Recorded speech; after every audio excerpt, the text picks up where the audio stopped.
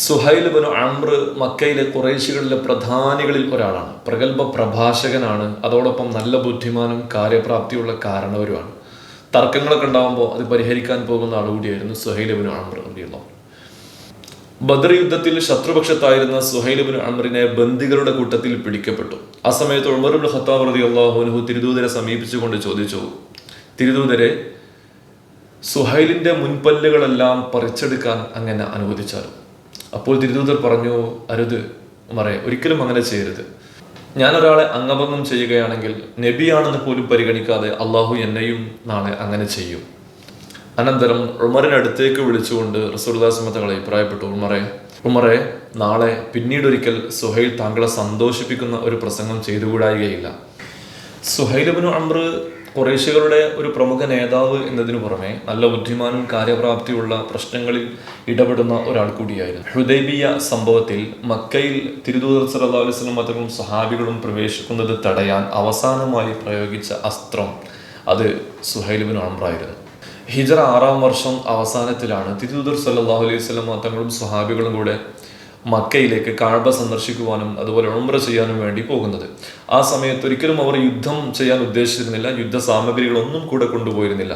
പക്ഷേ തങ്ങളെ കീഴ്പ്പെടുത്താനാണെന്ന് വരുന്നത് എന്ന് വിചാരിച്ചുകൊണ്ട് ഖുറൈശികൾ അതെങ്ങനെയെങ്കിലും തടസ്സപ്പെടുത്താൻ വേണ്ടി ശ്രമിച്ചു. അതാണല്ലോ ഹുദൈബിയയിൽ സംഭവിച്ചത്.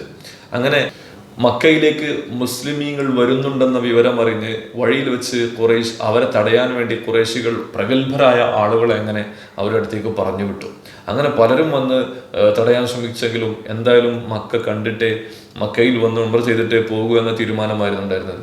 അവസാനം ഉർവത്ത് ബിൻ മസ്ഊദ് സഖഫി, നല്ല കഴിവുള്ള ആളായിരുന്നു അദ്ദേഹം, നല്ല തന്ത്രജ്ഞനായിരുന്നു അദ്ദേഹം അവസാനം ചെന്ന് നബിയോട് ഒരുപാട് അഭ്യർത്ഥിച്ചെങ്കിലും അതും വിജയിച്ചില്ല.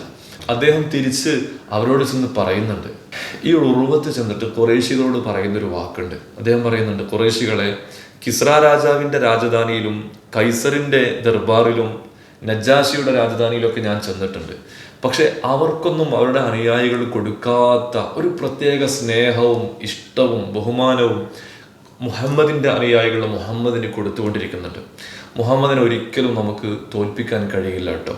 ഇനി എന്തു വേണമെന്ന് നിങ്ങൾ തീരുമാനിക്കുക.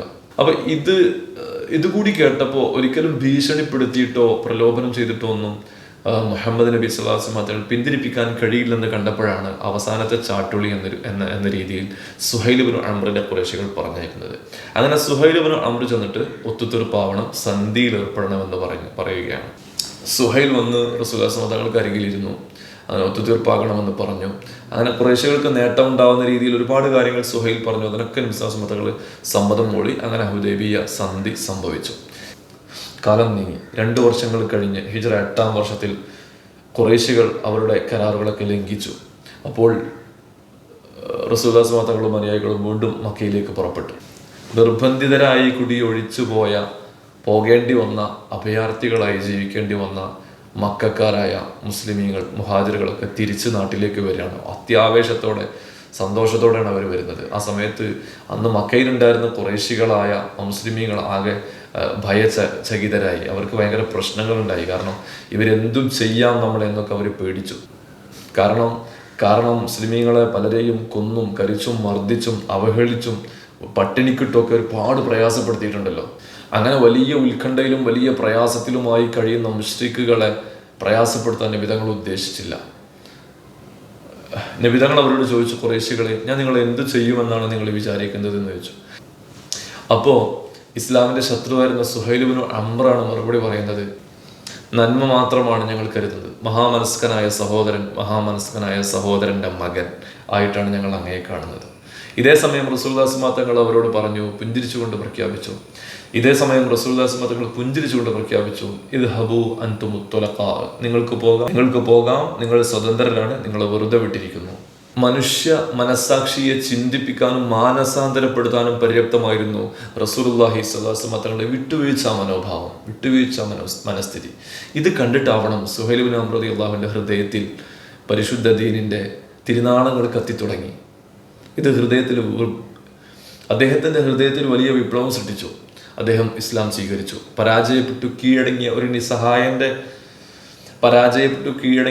നിസ്സഹായന്റെ തിരിച്ചു വരവ് എന്ന് നമുക്ക് പറയാൻ പറ്റില്ല. ഇഷ്ടപ്പെട്ടുകൊണ്ട് മനസ്സിലാക്കിക്കൊണ്ട് പരിശുദ്ധത്തിലേക്ക് കടന്നു വന്ന ആളാണ് സുഹൈൽ ബിൻ അംർ റളിയല്ലാഹു അൻഹു. അങ്ങനെ സുഹൈൽ ബിൻ അംർ റളിയല്ലാഹു അൻഹു പിന്നീടുള്ള ജീവിത കാലഘട്ടത്തിൽ പരിശുദ്ധ ഇസ്ലാമിന് വേണ്ടി അചഞ്ചലമായ ഈമാനിക ശക്തിയോടുകൂടി പ്രവർത്തിച്ചു എന്ന് മാത്രമല്ല, മക്കയിൽ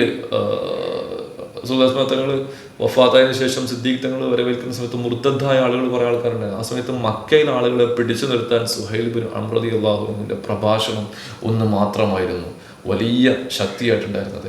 അത് കണ്ടപ്പോൾ മഹാനായ ഉമർ റളിയല്ലാഹു അൻഹു സന്തോഷിക്കുകയും ചെയ്തിരുന്നു. അതാണ് തങ്ങൾ പ്രവചനം നടത്തിയിരുന്നത്. അങ്ങനെ മരണം വരെ ഇസ്ലാമിന് വേണ്ടി പോരാടുമെന്നും ഇസ്ലാമിന് വേണ്ടി പ്രവർത്തിക്കുമെന്നും ദൃഢനിശ്ചയം ചെയ്തുകൊണ്ടാണ് അദ്ദേഹം ഇസ്ലാമിലേക്ക് വന്നതുപോലും.